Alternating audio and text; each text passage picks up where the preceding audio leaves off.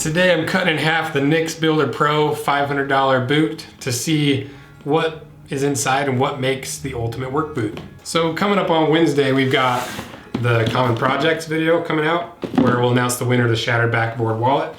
And for this video, I'm gonna make as many Claude wallets, our most popular wallet, out of the side of the Nix boot that we cut in half to give away. So if you wanna win a wallet made from a Nix boot, subscribe to YouTube, follow me on Instagram at @rose_anvil, and like and comment on the post of the boot breakdown where this is cut in half with everything labeled, and that'll enter you to win. In every boot that we cut apart, there's always a few things that could be improved that aren't, because they're trying to get to a boot to a certain price point. Like if we grab these more recent boots with the red wings, the R.M. Williams and the Ariat boots. So what would a boot look like with no cutting of any corners, no concessions, and only focused on the ultimate quality? That's what Nix claims to be. So in this video, we're gonna try to answer three main questions. What is inside a $500 pair of boots? How do I justify spending that much money on a pair of boots? And what makes a $500 pair of boots versus a $300 pair of boots? And what's the difference? And this video is sponsored by Nix, and just like the other sponsored videos, instead of me earning a little bit of money anytime you guys order a pair of boots, I negotiate a discount. And with these boots, it's 10% off, which is huge for a handmade boot. And just like the other videos, I make sure to include that I in the contract that I'm not obligated to talk about anything, and I'm gonna point out any and all negative aspects of the boot. And I like doing that because that way I'm not selling these boots to you guys. I just cut them in half and talk you through it, and you guys get to make up your own decisions. And so now let's talk about the boots. So the brand of these boots are Nix. The model is the BuilderPro, and these are handmade in Spokane, Washington, USA. These are about as American made and handmade as it gets.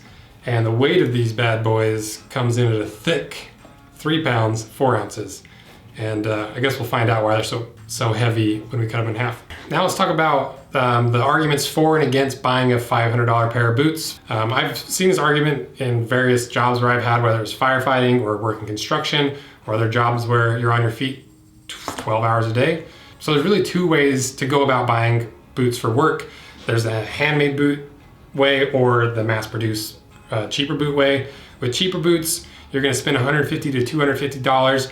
If you're working really hard and working 8 to 12 hours a day on your feet and working and wearing through boots, you're gonna probably need a new pair of boots every year. You might think, well, I'll just resole them. But the problem is the upper materials usually aren't made to last more than the year of hard work, and the cost of a resole is around $150.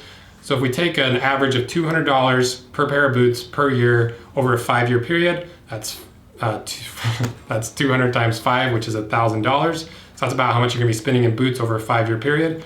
Versus a handmade pair of boots, it's a larger initial investment of $500 unless you're using the discount, and then it's cheaper.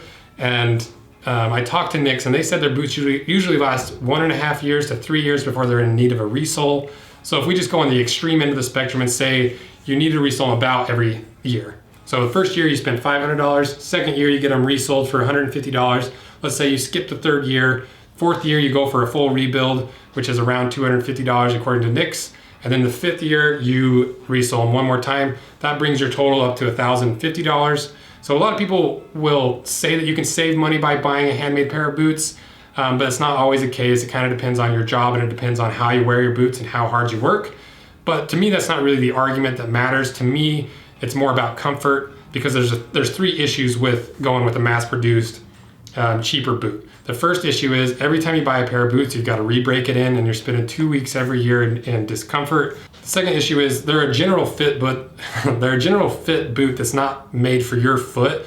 So it's never going to be as comfortable as a boot that's made for your foot. The third issue is they're going to be comfortable at first after they're broken in, but as those boots start to wear out, you're going to lose all that comfort, and at the end of the year, you're going to be in pain. Versus a handmade pair of boots, these are going to be a beast to break in. Nix recommends 100 hours to break these in, which is crazy. I didn't think they were that bad when I put them on today and walked around in them. I was actually surprised at how comfortable they were, like right off the bat. But once you break them in, every time you resole them, that upper is gonna be just like you had it. It's gonna be just as comfortable. Nix has a sizing process that makes sure that this boot fits you like a glove. You like trace your foot out on a piece of paper, and maybe I'll do a video of going through that process if you guys are interested in that. So if you can afford the upfront cost, most of my friends that are firefighters and most of my friends that work heavy construction usually invest in a high quality pair of boots, because if you're like me, I have no problem buying a $1,200 bandsaw for a video. But when it comes to footwear, I get really cheap. And I learned my lesson the hard way. My first time firefighting, I bought a cheap pair of boots with cheap socks. Halfway through the season, I blew both of them out, and I had to buy a brand new pair of cheap boots, which ended up costing me just as much as a nice pair of boots. You're not just buying boots, you're buying a piece of equipment. So if you're the type of person that's working 8 to 12 hours a day and you're buying the equipment for your job, and you're not spending the money on your health and well-being and buying your boots as a piece of equipment, it might be something worth considering. Hopefully I didn't lose you in that. And let me know your guys' experiences with them. And if you still have some questions and want other people's opinions, the comment section is a great area to see what other people's experiences with these boots are and with handmade boots, and the pros and cons and what their experiences are. So check out the comment section. So I asked the guys at Nick's what makes their boot different than the cheaper boots and what makes their boot the ultimate work boot. And they gave me 4 reasons why their boot is superior. So the first thing is that they use rough out leather on the toe and the heel cap. And instead of explaining this all over again, you can go watch the suede versus nubuck versus rough out leather, and I'll put a card here and just show you a visual demonstration of why it's really wear resistant. The next thing is the leather shank. So I never heard of this until I started researching these boots, but the reason they do that is with a traditional metal shank, when you really wear in your boot, that shank isn't going to wear in. It's just going to stay high. So you're going to have high spots versus a leather shank. It's going to mold to your foot. And the only way they can do a leather shank is with a really thick and really hard leather called oak tan leather. And because any other leather would just collapse. And so you can kind of see that bump there of where the shank is. It's really interesting. So I'm excited to see the cross section of this boot. Next is the arch support in these boots. So if you're a fan of arch support, these have the most arch support in any boot I've ever tried on. It's really interesting. And the way they do it is they've got a wedge of leather that is just devoted to the extra arch support. And I'll show you in the cross section how much arch support that's in here. You can also order them with less of a heel and less of the arch support if you don't like the heel for work and you don't like the arch support. And the final thing is they don't have any cork in here. And I found that really interesting. And the reason they do this is in a work boot with cork, after a while, this cork can loosen up and shift around and cause lumps in your boot. But the nice thing about cork is it breaks into your foot. And the way that the BuilderPro gets around that is by having several layers of leather. Each layer of leather is going to compress a little bit to give you just as much of a footprint in your boot as like a cork boot. And you're not going to get the same effect if you only have one layer of leather. It takes several layers of leather to really get that footprint in here. And if you were to cut off the top of a Nick's boot that's really worn in, you would see a really distinct footprint of whoever's foot's been wearing it. Almost like, I don't know if you guys did this, maybe it's just a small town thing, but anytime there's wet cement, you go put your hand in there, your foot in there to leave your footprint in there. That's how the sole of this boot would look if you could see the inside of it, if it was worn. So now it's time to do the deed, cut these bad boys in half. And I think I talked about this already, but I actually bought this bandsaw in preparation for this video. I broke my baby bandsaw by trying to hook up a more powerful motor to it, and it just exploded. And so hopefully this bandsaw can cut through this, because if not, we're in trouble. So let's get to it.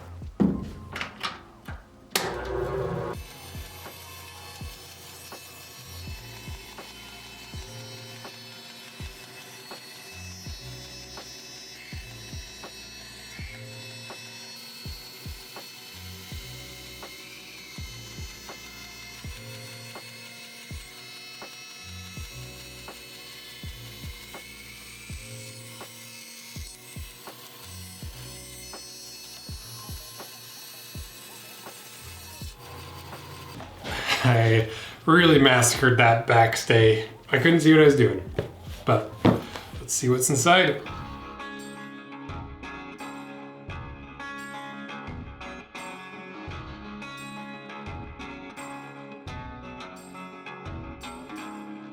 These boots are so crazy. So let's count the layers. There's 1, 2, 3, 4, 5, 6, 7, 8, 9, 10, 11, 12, 13 layers from the sole to the bottom of your foot. And like in the arch area, there's literally like 1.5 inches of just material. And you compare that to these other boots that we've cut apart, and I'll make like a shot of going through all the different boots so you can see the differences between all the boots we've cut apart.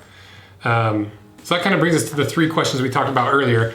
What's inside a $500 pair of boots? So let's start with the bottom. You've got the Vibram sole, you've got the 5 layers leather heel stack, you've got the rubber slip sole, you've got the leather midsole.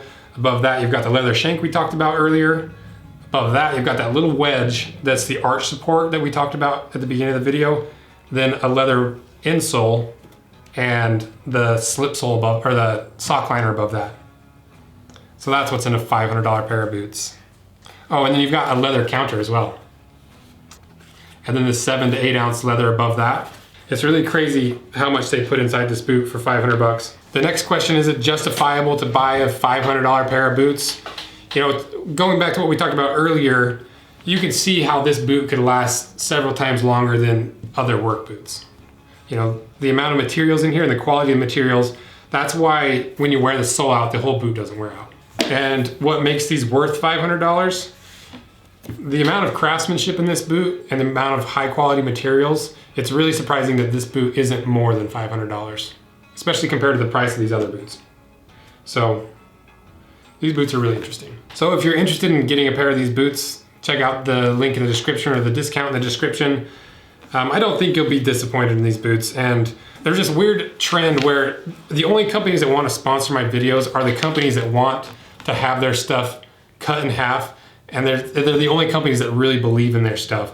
And so I keep having this feeling that I'm like only talking good about these sponsored videos, but I'm only getting boots that are good from the sponsored videos. And a few people have kind of in my comment sections calling me a sellout, and that I'm like just trying to promote stuff for my own personal gain.